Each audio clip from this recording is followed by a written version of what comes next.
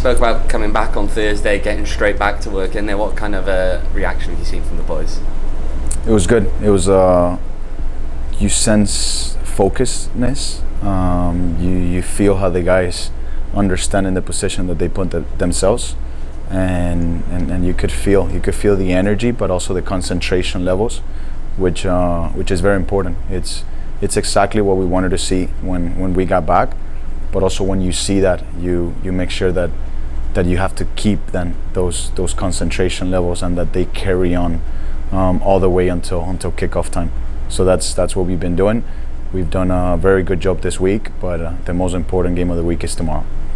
Profe, ¿qué tan importante es sacar los 9 puntos en esta semana? It's key. It's key for us. We're at home, and we put ourselves in a position to finish the week in a very strong note. We've made rotations in both games that allow us the opportunity to also have fresh legs on the field, and be able to finish the week in a way that we start the game with fresh legs and a lot of intensity and energy, and also we have the ability to bring in people off the bench that can give us that energy and freshness as well. ¿Qué tan importante es recuperar a Carlos Harvey? Recuperar a Harvey, importantísimo. Poder tener a Carlos, un jugador que viene de la selección, cuando uno vuelve de la selección y regresa con ese momentum y esa confianza, es sumamente importante. Y nada, tenerlo nos ayudó mucho a cerrar el partido hace 2 días, hace 2 noches, y nada, ahora poder tenerlo y un jugador que pueda salir de inicio y pueda marcar diferencias desde el minuto 1 es importante para nosotros. Así que muy contento de tenerlo de vuelta. Profe, por último, ¿qué tan importante es tener a 2 de sus delanteros en los 5 primeros goleadores? Importantísimo. Uno siempre quiere tener a sus jugadores, digamos, los que juegan arriba, que estén cerca del arco, que tengan oportunidades, y más cuando esas oportunidades pueden ser transformadas en goles, es muchísimo mejor. Así que eso llena al equipo de confianza. Yo creo que mientras uno ataca bien y puede hacer goles, uno después también genera más confianza, no solo para atacar, pero sino también para defender mejor. Entonces poder mantener un equipo con una solidez defensiva que te dé después esa oportunidad de atacar como nos gusta atacar a nosotros, y más cuando los jugadores nuestros delanteros están pasando por un buen momento, te da también la oportunidad de que ellos se sientan más tranquilos para poder capitalizar las oportunidades que se producen. Do you think there are any clues from RGV's game on Wednesday as to what you may see tomorrow? I'm not sure, Owen. I'm not sure because last time we played them, they made a lot of rotations. It was actually very aggressive rotations, I'll call it that way, last time they played in San Antonio. And then they had pretty much a complete fresh squad versus us. This time it was probably a bit different, where I saw more of a strong starting team that they utilize on Wednesday. And I don't know what they want to do to finish the week. The reality is that now for 2 weeks, I believe they play Saturday, Wednesday, Saturday, and this is their last of a game of those 2 weeks in which they have midweek games. And I want to see what's not just the personnel that they're going to utilize, but I also want to see what's going to be their approach and their behavior when the game starts. If they're going to come over here to go chase after the game and high press and come after us, or they're going to adopt a different behavior. I know we've had this conversation a lot over teams that will sit back, low block in recent weeks. How much of that do you think is attributable to just late in the season, tired legs, fixture congestion? How much of it do you think is a direct response maybe to the way that your team plays? I think it's a second option. I think it's a response to the way we're playing. I've said it over social media and cameras to a lot of people that we embrace and we like when team presses. We're a team that likes to be high press. We're a team that likes to play through lines. We're a team that when we're in possession, we're expanded and we feel very comfortable when those things happen. So to me, it's not a surprise. If you would have asked me, and when you and I would have made a bet in Vegas that Sacramento was going to come here and sit on the 36-yard line and not press, I think you and I would have lost that bet because they came here and they adopted a different behavior. But again, it's one that now we're ready. The players understand how to do both. Now we're embracing both too. We're enjoying playing versus lower blocks, and we have the ability now to utilize our goalkeeper too on build-up moments in which we create numerical superiority in areas of the field that we want to expose, and we have the ability to do both. So it's been a great opportunity for growth and development and adaptation and transformation of the squad, and also for the players to show how versatile they can be. So if you can keep finding ways to get through that low block, do you think it's going to force some of your opponents to rethink? I hope so. We'll see. But also, I go now back to your number one from the question prior to this one, is we're getting further and further in the season, and there's less games as we keep playing more, and teams are going to start probably not taking the same amount of risk game after game. Teams want to hold on to results. Teams want to make sure that if they cannot win, they don't lose, and they can keep adding points, and that makes things more interesting for us. Listen, it's what I saw last game, Owen. It's not just the ability to. Now we're playing versus a lower block. Is we were able to neutralize a team that has a lot of offensive power. So defensively, the group was very, very solid. So being able now to do both, it's very important. So we'll see as the season goes what happens with the other teams.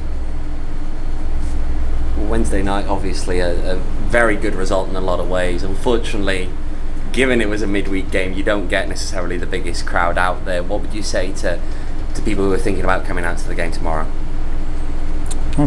Hopefully that we could put together a strong performance that leads to a good result, that they could see on the field a team with an identity that reflects the people from the state and from the city of Phoenix, that they could see a team on the field where they can see a reflection of the identity of themselves, and that we're here to represent them. Their support means a lot for us. Every time we're at home, we want that support. I also understand that it is very, very hot, and we all know how it is during the hot summers over here, that the crowd, I don't blame them for staying at home and probably watching it on TV, but as long as they can come out here, we want them out here. We need them with us, and I also believe the more we keep playing, putting strong performances and winning games and climbing up the table, it's going to motivate them a lot more to show up and be part of what we're building. Being a former player, why do you feel like having a pre-game routine is so important? Pre-game routines, because professional athletes are weird, man.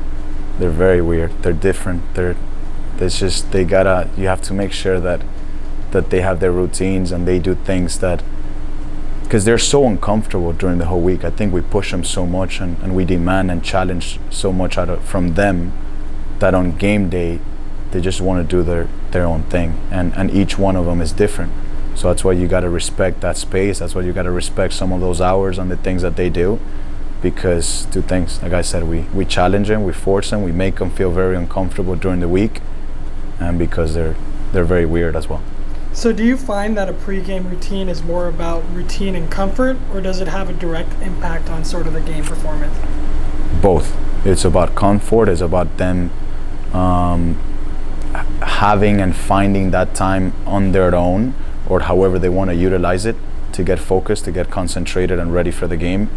And at the end of the day, that's something that's also very individual, that each individual or player does it a different way. There's some guys that like to listen to loud music. There's other guys that like to listen to relaxation stuff. So at the end of the day, both of them are focusing, both of them are trying to concentrate, and both of them are trying to high perform.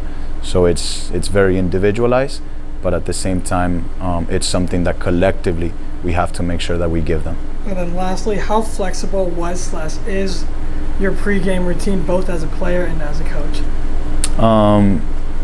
I think I stayed very similar. I've always liked to pretty much watch a bit of the opposition, even as a player. I used to probably watch a bit of their games before. I wanted to be more relaxed. I wanted to be on my own. I didn't really want to spend it with a lot of people. I wanted my own space. And then when I got to the locker room, it was then a bit different. Then it was just probably not more music for me. It was a bit more talking to players and making sure that I was ready to do my job, but also making sure that my teammates were ready to do theirs. So it hasn't changed much. Now as a coach is the same. I like to watch the opposition again after I have already watched them during the week, because I've noticed that during the week is different. You feel different. You have that sense of planning the game, putting together the game plan for the week and the things that you want to do. After you have already done that with the players and you could watch the training sessions, on the day of the game you see it a little bit different. There's not that pressure of the planning anymore, and sometimes you see things that you could have probably missed during the week. And still, to do that, I try to be on my own, and it's very difficult because I got 3 kids and a wife, and she's Venezuelan, so she stays very close to me all the time. So it's hard to be alone, but it stays the same. If you look at that last 6 games, probably one poor result in those last 6. Do you think as a whole that you've turned a corner with this team? We'll turn the corner when the season is done. We're going to keep pushing forward. For us, it's one game at a time, and we're not looking further than that. It's the most important game for us is RGV. I can promise you and guarantee you that I'm not thinking anything else. I'm not looking back. I'm not looking further than that. I'm focusing on the next 24 to 48 hours, and we want to get that result done. And then when next week comes and you ask me this again, I'm going to tell you that it is Tosa. And that's how we're going to go until the season is done. And then I believe this is what's going to put us in a situation and in a position to be successful. This is what I think this group of players thrive on that. Little by little, it's been taking us a while to get to know everyone individually and collectively, because it's 21 of them that are new.